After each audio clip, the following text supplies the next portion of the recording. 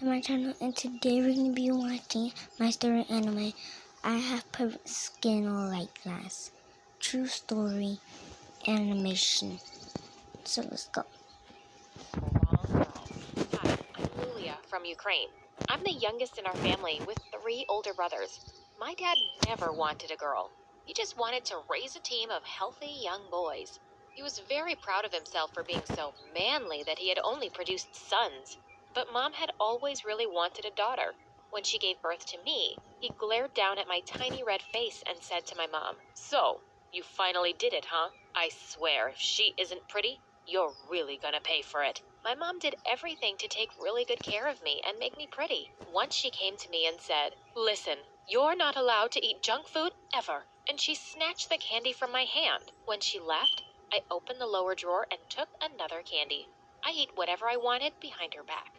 Mom started taking me to salons when I was 5, and she would leave me there. I would regularly get manicures and pedicures. Every day I'd have a routine of face masks and visits to the hair salon. But no session would go on for more than 10 minutes before I interrupted it. One time, I pushed the ladies away and yelled at them. I took out my stories. "Read this for me, and I will tell Mom you did a great job." They loved it. One day, I also asked them to start teaching me how to read.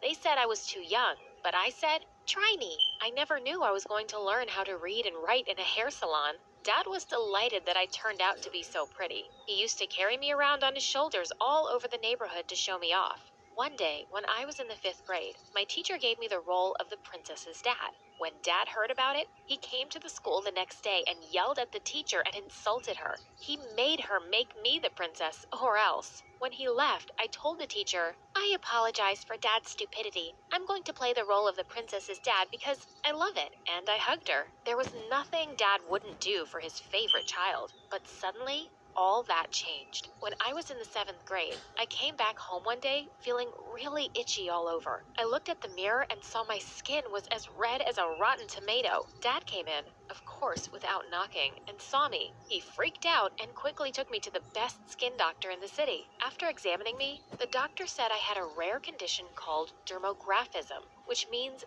skin writing. That's because I could etch my name into my skin using only the pressure of a fingernail. He said there was no reason for why it might flare up at times, and there was really no cure for it. When we left the clinic, I told Dad, "Don't worry, Dad. I will read about this disease and find ways to fix this." Dad looked at me with disgust and said he didn't want a daughter like me. I wished Mom would just slap him, or one of my brothers would tell him he's being a complete jerk. But nothing happened. Dad just turned away and left the house. Why was Dad a terrible piece of ugh? I swore to always keep my condition a secret. I couldn't trust anyone with it, except my best friend Monica. "You should come over tonight so we can read about this disease together." Her dad sounds so mean that it's so mean. When Dad saw her, he hugged her. "Your parents must be so proud to have such a beautiful daughter." My brothers were even more ridiculous. They knew she was really rich, and my youngest brother kept asking her how many servants she had. The eldest kept hitting on her, and when she told him to stop, he said he would if she paid him $100. I threw my shoe at him and told him he was a pig. I told them all to shut up and took Monica's hand and led her to my room. We both read about Can't wait for you to meet my parents today. the disease for days and found nothing. When I got to middle school, I had eyes only for one boy, Elon. Once, we were sitting in the library. I noticed my hands had started to turn a little red. Feeling alarmed, I let go, but suddenly, Elon pulled me and kissed me. Just then, I saw Monica. She was standing there, staring at me with the most hateful expression. She came to me with a manic look and suddenly grabbed my wrist. Instantly, big red welts started to appear. She snatched the friendship bracelet she'd given me, sending beads flying everywhere. "How could you even think of going out with Elon when you knew he's my dream? I hate you." I just stared at her, stunned. "How could I possibly know? You've never said a word. You need to stop seeing him or I'll tell him about your secret." "Oh, how could she?" I said, "Fine. I will stop seeing him." She instantly smiled and hugged me tight, like a psycho. Of course, I wasn't going to stop seeing Elon. Monica wasn't the boss of me. I started dating him in secret. In the school hallways, I would simply walk past him like he didn't exist. But we would meet up outside later every day, and I was fast falling in love. One day, Elon and I decided to skip gym class and meet at the big tree in the schoolyard. Elon had just pulled me in for a kiss when I felt someone drag me away by my shirt. I turned around to see Monica, and this time, she just went insane. She kept shouting, "Liar, liar," as she pinched and poked my arms. Big red rashes were popping up like crazy all over my skin. Elon stepped back, looking horrified. "Look, Elon, she's a complete freak." I felt helpless at first, but then I felt a wave of fury rise inside me. I slapped her hard across the cheek and ran off. Elon kept texting me and said he couldn't care less about my allergies. All he wanted was to see me. I didn't reply to any of his calls or messages. One night, I heard a gentle tapping on my window, and I pushed back the curtains to see that it was Elon.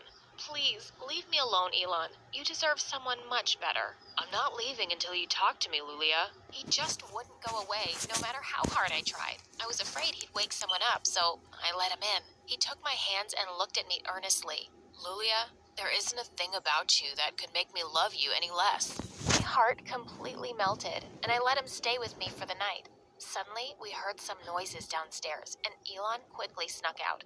A few moments later, I heard a knocking on the window. I smiled and ran to open it, but when I parted the curtain, I almost screamed and fell back in horror. It was Monica. "What do you think you're doing here, you witch? I'm here to warn you, that boy is mine.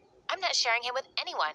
You better break up with him or else." I locked the window and shut the curtains in her face. Thankfully, it seemed like she'd left. But man, the girl was turning into a complete nut job. The next day in school, I could see Monica by the lockers, giving me a deathly glare. I also spotted Elon smiling and waving at me. If she thought I was scared of her, she was See you mistaken. tomorrow, I ran guys.